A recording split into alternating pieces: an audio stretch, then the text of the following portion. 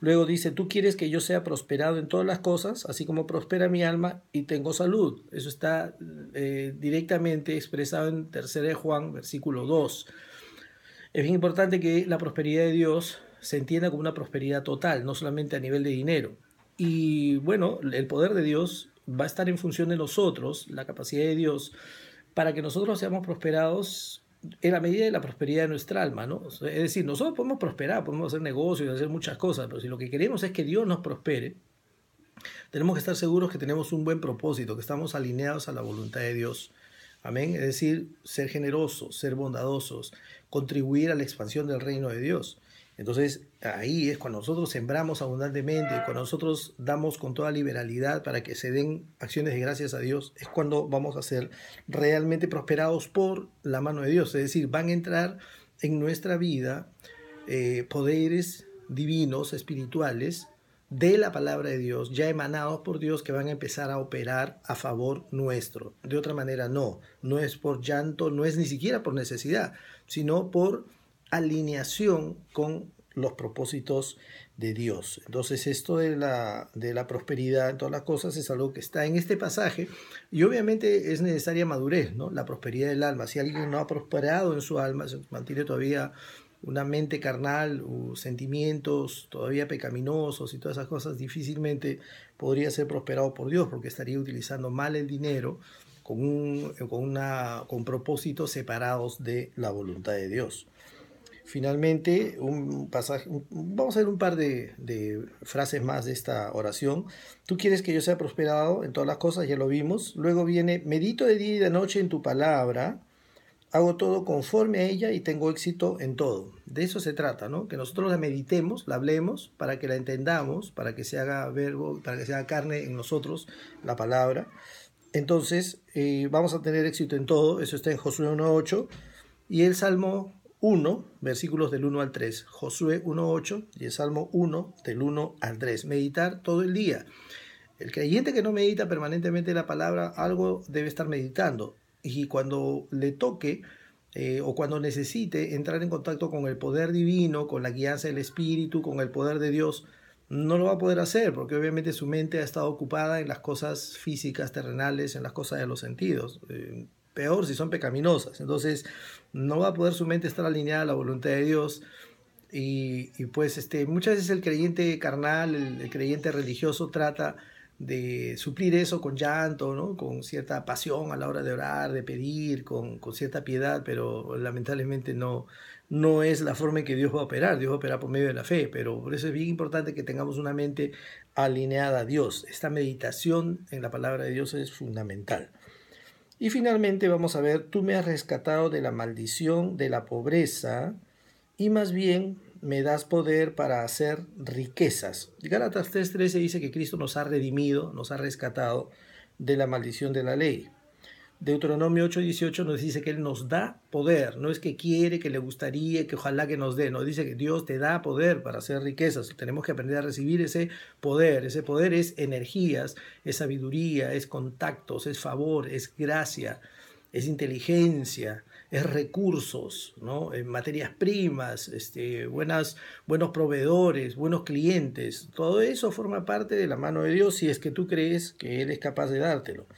Y luego el Salmo 113, versículos del 7 al 8, también nos hablan de este asunto de la pobreza. Dios es el que levanta al pobre, ¿eh? Lo rescata al pobre. Literalmente en la Biblia dice que Él rescata al pobre. La forma de estudiar esto que estamos viendo es viendo cada pasaje, anotando los versículos y estudiándolos y le pones pausa, porque si lo ves así de corrido, como yo te lo estoy enseñando, no vas a poder asimilarlo. Entonces lo estoy haciendo de corrido porque el video no puede ser muy largo, ¿no? Y finalmente dice, mi victoria en el mundo es mi fe y soy más que vencedor en todas las cosas. Primero en Juan 5:4 dice que nuestra victoria frente al mundo es nuestra fe. El mundo es un ordenamiento separado de Dios, ¿no? El poder político, el poder, la discriminación social, racial, en fin, la codicia, la lujuria y todo lo que lleva al hombre como motor en su vida, el afán de ser famoso, de ser poderoso, de tener más dinero y todos esos afanes del mundo, están obviamente en oposición a Dios. Entonces nosotros tenemos una victoria frente a ese sistema, porque nosotros no podemos venir como ovejitas, ¿no? Humildes, todas inocentes, a presentarnos a un sistema que está lleno de lobos. Entonces lo que tenemos nosotros que hacer es saber que tenemos victoria. Tenemos que ser gente con personalidad, gente que sabe que Dios está a favor nuestro y tenemos que dar soluciones. Para nosotros lo más fácil es dar soluciones en este mundo, ya sea de cualquier tipo, porque tenemos el poder de Dios. Por eso es lo que nos da la seguridad. No somos ni mosquitas muertas, ni tampoco somos personas que todo tenemos que aceptarlo, tolerar todo. Eso es lo que el diablo quiere que el creyente crea que debe hacer, ¿no? No es así. El creyente es una persona que es más hábil que cualquiera, es más inteligente que cualquiera, perdona rápidamente, es una persona que no responde con venganza cuando es atacado. Sin embargo, tiene que ser una persona con personalidad, una persona segura de sí misma, una persona que habla la verdad sin miedo, una persona que no tolera la injusticia y una persona que sabe que tiene el poder de Dios que lo respalda. Es nuestra victoria. ¿Cuál es nuestra victoria frente al mundo? Nuestra fe. Bien importante, así como David, ¿no? David tuvo victoria frente a Goliat porque tuvo fe, no porque tuvo valor, sino porque tuvo fe en que había pues un pacto, ¿no? De que él iba a tener victoria. Y Romanos 8:37 nos dice que nosotros somos más que vencedores en todas las cosas. Cualquier cosa que suceda en esta vida, nosotros debemos saber que somos más que vencedores. Dios jamás nos engaña y nos ofrece que vamos a tener una vida libre de problemas. Tampoco nos dice que vamos a tener puros problemas. Simplemente que si es que los tuviéramos, vamos a ser más que vencedores. Entonces de lo que se trata es de tener espíritu deportivo, espiritual.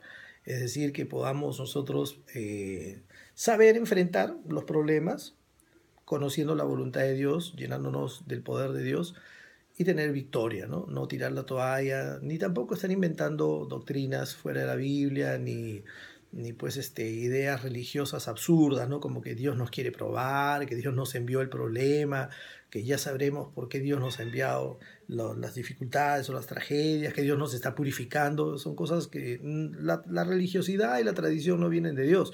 Estudiamos la palabra de Dios, no tenemos que inventar nada más, ¿no? Si alguien inventa algo, no es guiado por Dios, porque ya el Espíritu Santo ha comunicado cuál es la voluntad de Dios. Nunca inventemos cosas, ideas que vienen del mundo, porque no vienen de Dios, vienen de Satanás, obviamente para que pongamos nuestra fe en cosas pasajeras, en cosas que probablemente puedan haber tenido algún éxito en algún momento en alguien, ¿no? Pero no son universales. La palabra sí es universal, la palabra no cambia. Amén. Entonces les pido que esto, si es que ya llegaron hasta este punto, entonces regresen todo lo que hemos visto hoy día y empiecen a anotar cada uno de estos versículos, medítenlos, piénsenlos bastante bien, háblenlos y luego incorpórenlos a su oración total. Ya saben que la oración total no es una oración mágica, es una oración que tiene poder en la medida en que tú conozcas el fundamento de esta oración. Vas a desatar poder total en toda área de tu vida, pero en la medida en que obviamente conozcas el fundamento. Si no conoces el fundamento y tu fe no tiene una base, acuérdate, la fe es la sustancia, no es la base, el upostasis, lo que está debajo de, lo que le da el sustento a tu creencia. Entonces, pues nada, los dejo, hermanos. Muchos saludos, bendiciones. Gracias por siempre estar unidos a la palabra y a nosotros como sus pastores. Así que les dejo esta enseñanza que les voy a